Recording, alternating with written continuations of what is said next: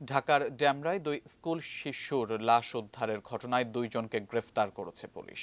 আসামিদের প্রাথমিক জিজ্ঞাসাবাদ শেষে পুলিশ জানিয়েছে, ধর্ষণ চেষ্টায় ব্যর্থ হয়ে 4 ও 5 বছর বয়সী নুসরাত জাহান ও ফারিয়া আক্তার দোলাকে গলায় গামছা পেঁচিয়ে হত্যা করে তাদের প্রতিবেশী। সকালে ডিএমপির মিডিয়া সেন্টারে ওয়ারি বিভাগের উপকমিশনার মোহাম্মদ ফরিদউদ্দিন আহমেদ জানান, মঙ্গলবার যাত্রাবাড়ির ভাঙা প্রেস ও ডেমরার মোল্লা ব্রিজ এলাকা থেকে সিরামিক মিস্ত্রি গোলাম মোস্তফা ও তার ফুফাতো ভাই আজিজুল বা ওয়ানিকে পুলিশ গ্রেফতার করে। সংবাদ সম্মেলনে বিস্তারিত তথ্য তুলে ধরে তিনি বলেন, জিজ্ঞাসাবাদে দুজন বলেছে ধর্ষণ করার উদ্দেশ্যে তারা নুসরাত ও দোলাকে সোমবার দুপুরে বাসায় নিয়ে যায়।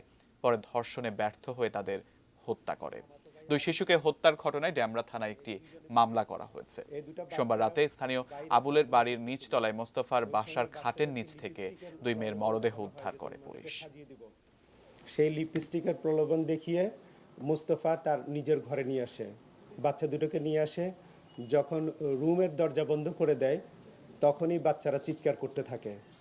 মূলত আমরা তদন্তে যেটা পেয়েছি, তারা দর্শনের উদ্দেশ্যেই বাচ্চা দুটাকে সেই ঘরের মধ্যে নিয়ে যায়।